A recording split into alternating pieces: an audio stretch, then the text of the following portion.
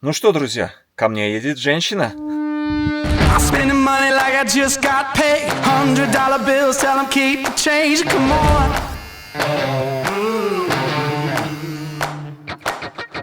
If pop a bottle, about to make it rain. Let me give you something now to celebrate. Come on.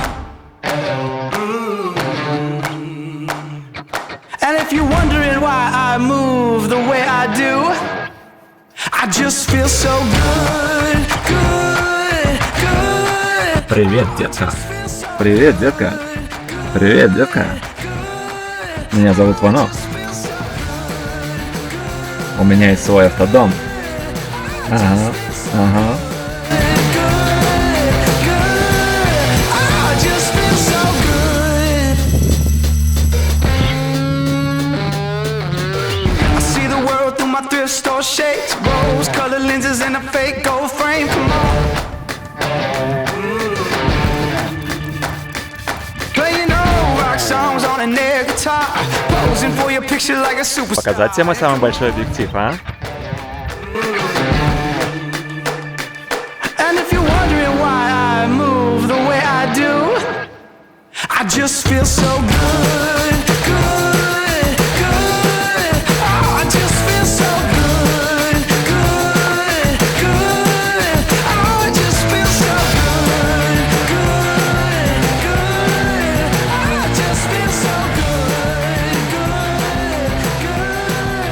Oh, I just feel so good. Надеюсь, она любит сосиски, потому что у меня другого мяса нет.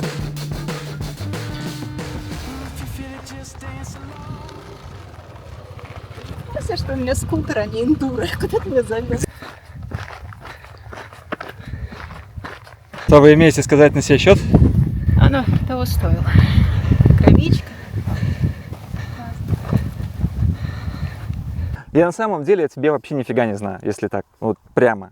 Ну да. Ты мне рассказала о какой-то ситуации своей, ты мне рассказала, что путешествуешь 9 лет, а как бы и все. Так что давай начнем с того, что мы с тобой немножко познакомимся поближе, потому что мне очень интересно, как человека, который только начал путешествовать, понять, что меня ждет впереди, да, и к чему мне морально готовиться. Но судя по тому, что тебе это нравится, и улыбка на лице, все не так плохо, как иногда я себе рисую. Расскажи, короче, кто ты, откуда ты, что ты, как ты, с чего можешь начать? Я Лена, мне 32 года, уже 9 лет я путешествую по миру, не возвращаясь домой. Родилась я в Брянске, в 16 лет переехала в Петербург. Брянск — это Россия, так? Это на границе Беларуси и России. О, землячка. Рядышком. Отлично. В Петербурге я закончила Академию правосудия, и там же я начала путешествовать по Европе. Как раз это все стало очень модным, доступным. И когда я получила диплом, я решила, что я не хочу работать по специальности, мне очень хотелось увидеть мир, и я переехала в другую страну, ею была Канада. Началось из Канады. Первое путешествие такое большое. Нет, путешествий было очень много, я была там в Кении, Вьетнаме, я уже Еще очень много до путешествовала. Канады. То Да. есть до того, как ты решила посвятить этому свою жизнь, ты по чуть-чуть путешествовала Да, еще уже до этого. стран 35, наверное, 40 Ах, было. ну это уже все. Но в Канаду я уехала без обратного билета, без планов возвращаться. Я бросила вообще все, что у меня было в России, и уехала туда. А как ты попала, как тебя пустили в Канаду, по какой программе? Я поехала на языковые курсы Мгм. и думала потом поступить в какой-то универ и типа там осесть, потому что кругосветка в тот момент мне казалась чем-то очень страшным. У меня не было денег, работы. Ну, короче, по учебной программе, так, Ну поехала. Так. В Канаде все пошло не по плану. У меня произошел несчастный случай, и я вспомнила о том, о чем реально мечтала, и решила, что все-таки нужно попробовать сделать что-то для себя, а не то, что от тебя ожидают другие. И я купила билет в один конец на Кубу. Еще раз, билет в один Еще конец. раз. То есть Но сначала теперь был в уже Канаду, теперь уже окончательно. совсем, чтобы все порвать. Но там, чтобы уже вот точно делать то, что хочу, Так. и путешествовать. И с тех пор я не вернулась домой. Я еду. В России 9 ты не лет. была с тех пор? Я заезжала на пару гости. недель в гости. Окей.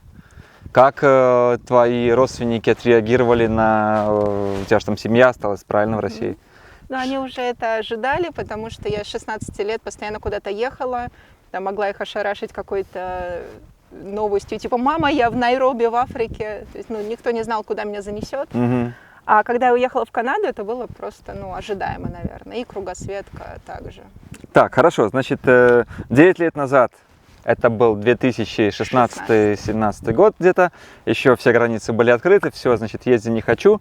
И ты, я так понимаю, до сих пор, и все эти 58 стран, которые проехала, ты проехала по российскому паспорту. Да.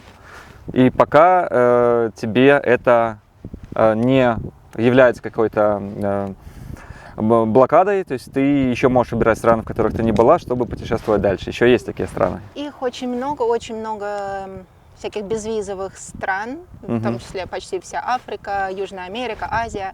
А в те, в которые нужны визы, я пока обхожу стороной, они, наверное... На десерт. Да, на десерт. Оставляешь. Прекрасно. Так, все, начинаем ставить палатку. Это должно занять по Лениным, значит, примеркам уже как свои 5 пальцев. 5 минут. Я сказала 15. 3 минуты, да? Отлично.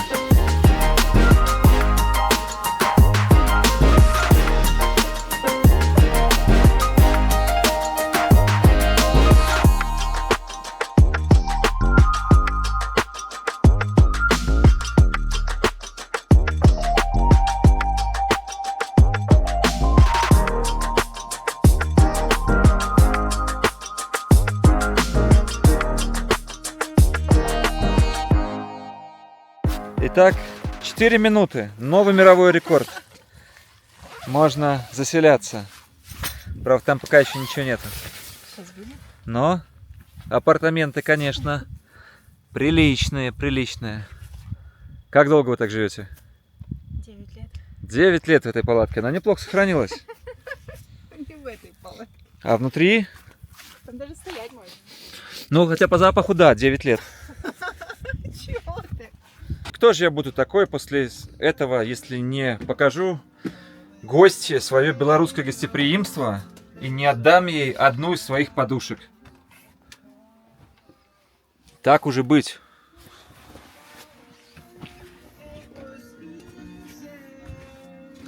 Держи. Это вам. Пришло время попроведать, как Лена там устроилась. Посмотрим. Так, о чем делаем? Привет. Привет. Как жизнь? Как виды? Классно. Природа? Да. Как тебе Glacier so far? Отлично. Хорошо. Что читаем? Покажи. Еще маршруты. Еще маршруты. У тебя все не сидится на месте. Ну, прекрасно. Отлично. А что там, как у тебя все готово, да? Вот так вот ты, значит, живешь и ездишь. Вот с одним матрасом, спальником и все. И вот и байк стоит, значит, там сзади, и больше ничего для жизни не надо. И сумка одна. И сумка одна. Вот это я понимаю, свобода. Ребят, не то, что у меня там какой-то вообще этот автодом, жирую, стою, там сижу, выбираю, что есть, что пить, где спать, на левом боку, на правом. Тут ничего нет вообще. Один чистый адреналин какой-то. Ну, хоть есть какая-то защита у тебя от нежеланных гостей? Спрей медвежий. Медвежий спрей. Ну, на меня он, конечно, не подействует, но для обычных парней, я думаю, будет самое то. Что тебя сейчас привлекает в Америке, вот во время твоего путешествия по Америке? Что здесь тебе понравилось? По сравнению с другими странами, ты во многих странах была. Чем тебе запомнилась вот сейчас Америка? Капиталистическая страна, где все за деньги, но при этом есть ли тут на что посмотреть? Ну, как раз природа меня здесь и привлекает. Я не жила особенно в городах. Я всегда путешествую. Меня привлекают более такие удаленные штаты, которые не так популярны. И я еду сейчас на скутере по национальным паркам. Наверное, Так, ребят, на скутере, подожди, как это на скутере? Расскажи, как это ездить на скутере по такой большой стране? Скутер — это единственное, что я умею водить. Я научилась водить его в Азии. И когда я прилетела в Америку, у меня был выбор либо ждать и чему-то учиться новому, там, мотоциклу, машине, либо взять скутер и поехать. Сразу без остановки, так, да? Ну, я прилетела, вышла из аэропорта, поспала ночь, на следующее утро купила скутер и уехала на нем в закат. Замечательно. Но Сколько ты уже проехала на нем? Не считала? 3500 километров. Вау. Как тебе живется на скутере? Я так понимаю, много туда не поместишь. Вот как твоя жизнь выглядит с точки зрения бытовых парадоксов? Ну, в плане быта на самом деле мало что изменилось, потому что я всегда путешествовала с рюкзаком. Тут даже больше влезает. Мгм. Я живу в палатке, либо по каучсерфингу. У меня с собой газовая горелка. Ну, я, в принципе, очень часто ходила в походы, жила в кемпингах, так что быт мой мало чем отличается. Ну, есть нюансы, это огромная страна с расстояниями, которые там едешь целый день, чтобы добраться куда-то. А есть какие-то вот в твоем опыте ограничения жизни таким образом в Америке по сравнению с другими странами? То есть она тебе где-то поставляет палки в колеса тому, что ты привыкла в других странах? Ну, да, тут гораздо дороже. То есть то, что в других странах я могла себе позволить и в отеле остановиться, и в ресторане поесть. Там больше и каучсерфинга, и, в принципе, возможности познакомиться с кем-то, чтобы тебя пригласили. А здесь ты один, наедине с какой-то суровой природой очень часто. И тут очень дорого. То есть нужно больше планировать, и у тебя выше риски. А с точки зрения именно самого путешествия, где останавливаться, на кемпинг, не кемпинга, области, безопасность, что-то еще, то есть вот такие вот вещи, есть какие-то нюансы отличные от других стран? Ну, просто что тут это сложнее найти. То есть если в других странах каучсерфинг будет у тебя в каждом маленьком городке, то тут так каждые миль 300 может. Угу. Но тут есть кемпинги, тут очень много земель, где можно бесплатно стоять. И, наверное, в этом даже тут проще, потому что спокойнее, когда ты знаешь, что ты можешь остановиться в каком-то месте. А в других странах иногда ты ночуешь там где-то под мостом, пока ты ехал, не знаю, автостопом. И так вот неизвестно, придет кто-то или нет. Прикольно. Несмотря на то, что мы находимся на самом северном штате сейчас, вот мне пришлось надеть очки, потому что здесь какая-то сумасшедшая жара, я думаю, плюс 40, плюс еще начались вокруг пожары. Так что вот я сам лично выбирал такой маршрут, надеясь на то, что зимой будет прохладненько и свежо, но в итоге нифига, и вот приходится поджариваться как бекончик, значит, чтобы не сгореть совсем. Так, значит, я тут насобирал вот голубики, сейчас Ленке буду угощать. Ну-ка посмотрим, как она заценит местную монтановскую ягоду. Так, Ленок, держи, вот тебе натуральный продукт, это не всякие там ГМО, это с природы. Угощайся, кушай на здоровье. Вкусно? А то ж. Но, к слову, значит, самый, думаю, важный для меня вопрос в том числе и для всех, кто смотрит это мини-интервью, это откуда баблишка, дружище? Как ты можешь позволить себе жить 9 лет, не работая на постоянной основе, то есть full-time, и при этом посетить 58 стран, купить себе по приезду скутер, оплачивать бензин, еду? В Америке, я знаю, это очень дорого, тем более по сравнению с другими странами. Есть ли у тебя какие-то сбережения или ты где-то в дороге успеваешь чем-то подрабатывать? Скорее успеваю в дороге, но онлайн. То есть у меня был разный фриланс, сейчас у меня несколько блогов, есть какие-то накопления, но при этом я стараюсь путешествовать очень бюджетно, максимально бюджетно. Сколько у тебя, вот, если не секрет, уходит в неделю или в месяц, как ты там считаешь? Даже если в день скажешь, в среднем, вот, включая дорогу, еду, какие-то бытовые вещи, в Америке, например, какой у тебя расход? $700 прошлый месяц В месяц. был. Угу. А в других странах на эти деньги я прям могу шиковать, жить в отелях, делать все, что хочу. А вообще во всех моих путешествиях у меня были месяца, когда я тратила $100, $200. И всегда это можно выровнять, например, там поволонтерить, поработать где-то, не знаю, 2 месяца, выйти в ноль, где-то потратить побольше. Ясно. То есть, в принципе, ты продолжаешь зарабатывать в процессе езды, да. И надеюсь, что с помощью моего канала ты немножко тоже где-то продвинешься. Мы оставим ссылку на канал Лены, который она начинает вести полномасштабно уже. Буквально недавно она его запустила. В прошлом ты, как я понимаю, снимала в большинстве случаев рилсы, короткие видео. Сейчас мы идем в крупном формате, и это будет очень интересно. Поэтому, ребята, кто хочет узнать о жизни Лены подробней, о ее кочевой жизни, переходите по ссылке в ее канал, и там будет, в общем, прикольно, я думаю. Ленчик, вот тебе яблочко наливное. Ну, Тоже сам нарвал? Нет, не сам нарвал, но сам купил. Угощайся, пожалуйста. Ни в чем себе не отказывай. Наслаждайся видами. У нас тут у Монтани все добро. Так, следующий вопрос, который у меня был, это 9 лет. Это кажется много для многих, и, честно говоря, я для себя даже таких целей не ставил. Я думал, там год, два, три максимум, потом посмотрим, что будет. Как ты можешь вот через 9 лет сама себе сказать, насколько тебе такая жизнь надоела, не надоела, или еще полна энергии продолжать еще как минимум столько же? Мне не надоело, и мне не хватило. Я все еще так же хочу путешествовать, как и раньше.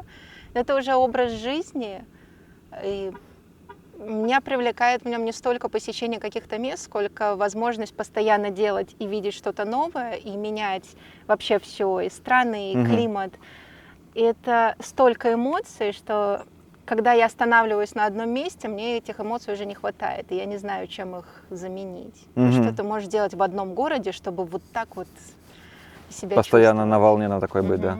Ну, круто, круто. Хорошо, может быть, у меня-то пока эти эмоции тоже есть. Возможно, мне их хватит еще надолго, чтобы также вот энергично путешествовать. Хотя я человек более прагматичный, и мне, конечно, надо все рассчитать, расписать, подбить бюджет, баланс, согласовать с самим собой, получить отказ, исправить, и потом снова согласовать, и, наконец-то, тогда поехать в следующее место. Но круто, если у тебя позволяют, так сказать, твой образ жизни не останавливаться. Это здорово. Еще один вопрос, который у меня был, тоже вполне логичный. То есть, неужели за эти 9 лет вот прям было столько всего классного, и нету даже одной какой-то ложки дегтя в этой бочке меда, да?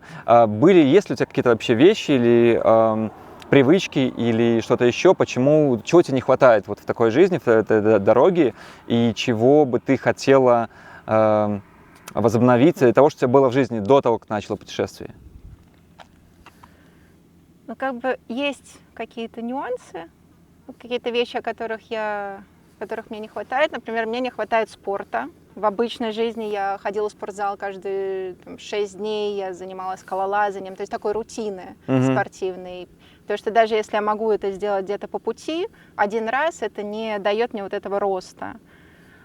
И другое, что когда ты так много путешествуешь, наверное, ты все больше отдаляешься от каких-то от нормальных людей, и твой образ жизни уже никто не понимает. В чем проблема в связи с отдалением? Сложнее заводить Общение друзей. меньше становится? Да, то есть сложнее заводить друзей, тебя меньше понимают, то есть ты больше чувствуешь себя каким-то таким уникальным или даже изгоем.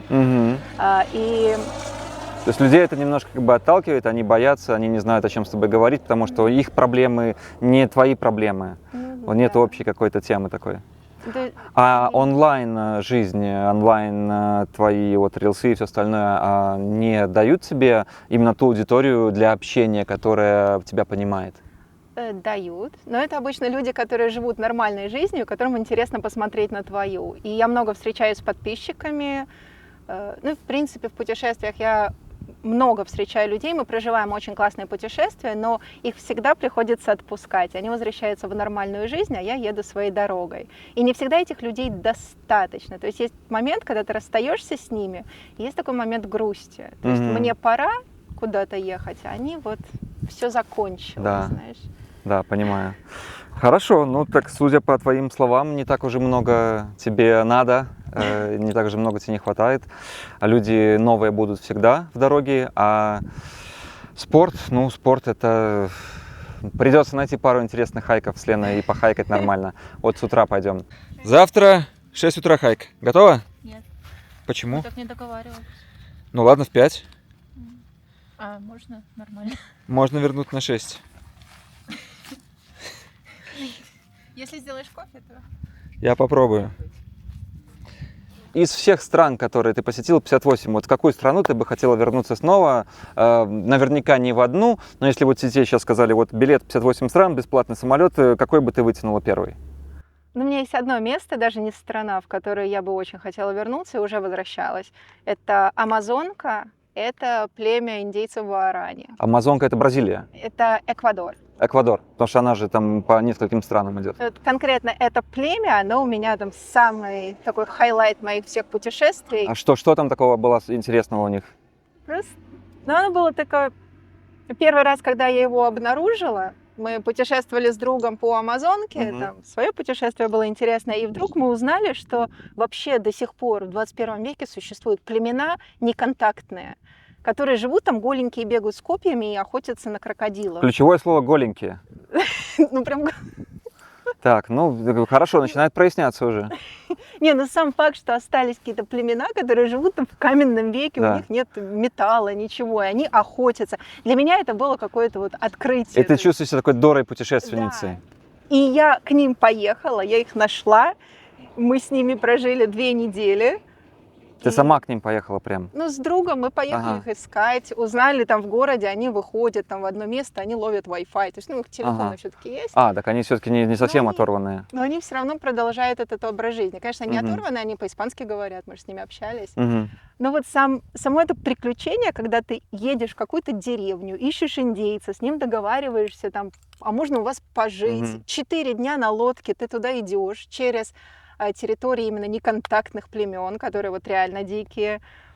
И вот это все был момент, когда просто ощущаешь, что ты герой вот тех самых книг, которые ты в детстве Да-да-да. читал. Миклуха Маклай.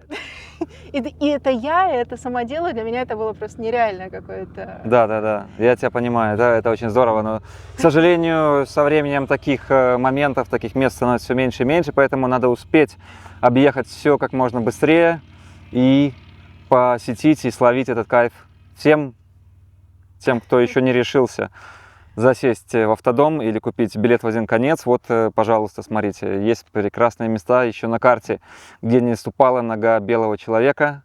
Так что ищите, посещайте, ребят. Ну, супер, хорошо. Мы проведем немножко времени ездя вместе с Леной. И надеюсь, следующие пару выпусков будут об этом, о том, где мы побывали, какие впечатления от новых национальных парков. И я попробую пожить в итоге рядом в обществе прекрасной девушки-путешественницы, которая, ну вот, что называется, разделяет мои интересы. И расскажу вам, каково это, то есть жить вместе после практически полугода одиночества. Я думаю, будет очень интересно и прикольно. Лен, спасибо тебе огромное. Будет больше еще вопросов у меня к тебе и, возможно, у тебя ко мне тоже. Так что не хочу все сразу отдавать в первый выпуск. Ребята, оставайтесь с нами и запишем еще очень много интересных интервью. Я уверен, Лене есть что рассказать, чем поделиться, когда она немножечко перестанет меня бояться, потому что я в итоге новый человек, которого ты еще не знаешь, и что рассказывать тоже непонятно сразу. Все, на этом готовимся к походу. Погнали!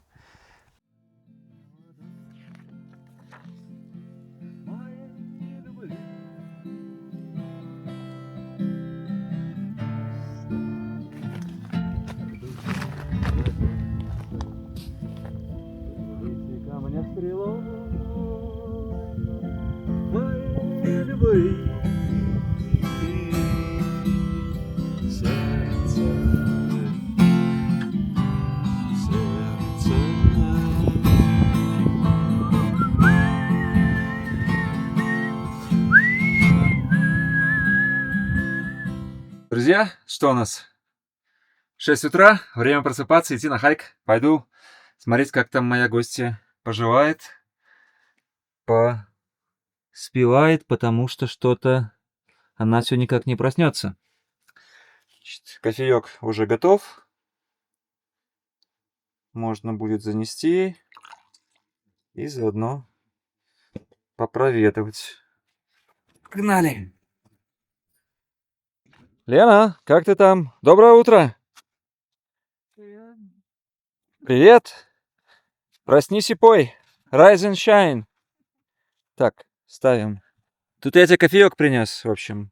Чем богаты? Можно это себе? Ты там что там? Ничего не это не в неглиже? О, да тут у нас созревает бабочка в коконе. Доброе утро, страна! Готов идти на хайк? В Glacier.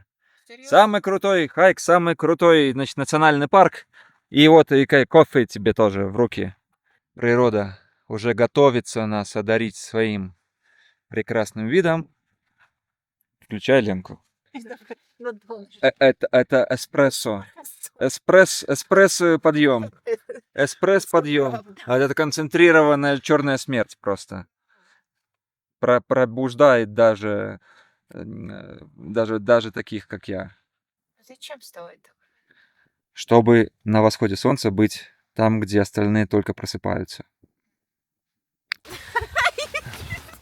Пошли на хайк, тебе говорю. Кавказская пленница.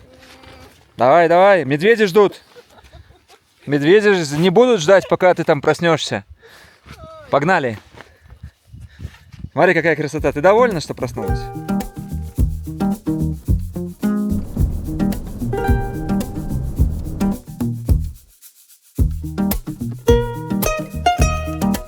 Сейчас 6 утра, и можете посмотреть, насколько все уже забито. Пока как-то так снова получилось, в общем, что я всех обогнал, кто раньше меня стартанул. А почему, как вы думаете? Потому что все идут с девушками, а девушкам нужно быть более аккуратными. В общем, они стараются не ломать себе шею зря. И из-за этого иногда перестраховываются, и мужикам приходится ждать. Но вот у меня никого тут рядом нет, чтобы меня перестраховывал, поэтому просто пру вперед. И пока прется. И пока прет.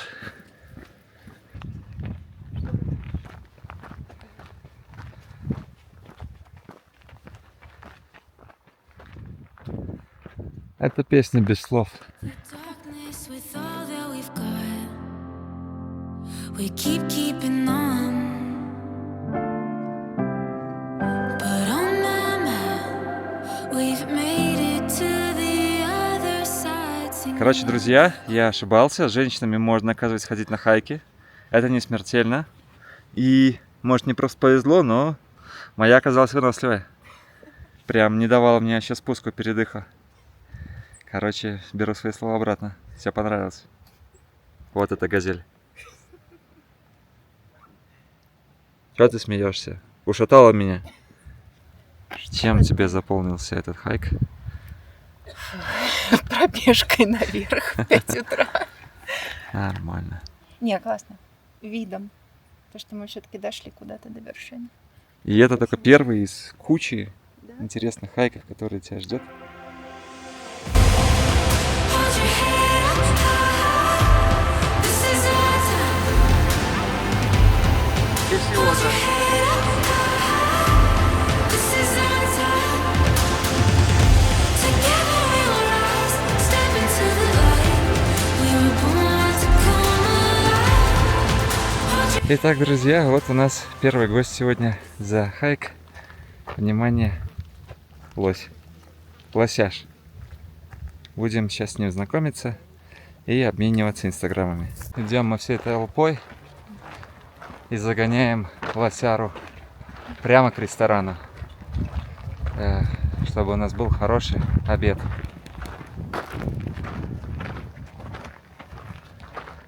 А?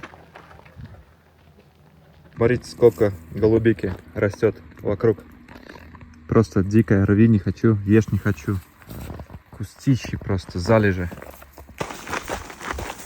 Ребята, кто у нас тут притаился? Грибочки? Смотрите, какие красавчики. Будем брать? Ну, точно лисички. Ты же видишь, у них ушки. Конечно. Хвостик. Я разбираюсь в лисичках. Вот, готовим сегодня лисички. Свежесобранные. Хозяюшка у нас тут завелась. И что у нас еще сегодня на ужин? Макарофану. И вот, собственно, курица. Тоже лежит, готовится к своей участи. Курица и лисичка. Прекрасно. О, как вкусно пахнет, ребятушки. Так. Отлично.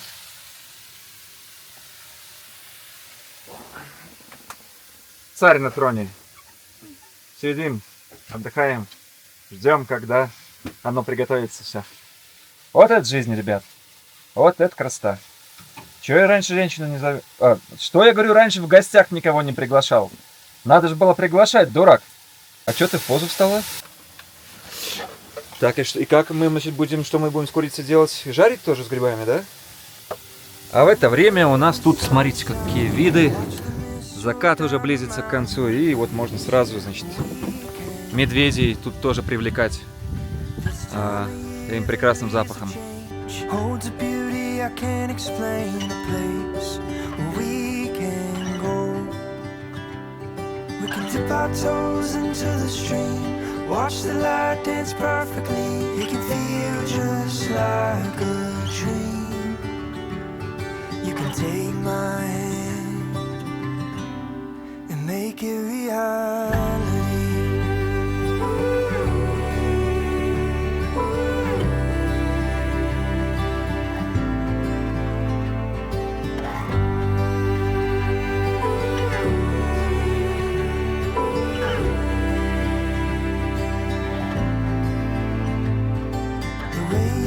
Falls on your cheek, the look you give that makes me weak.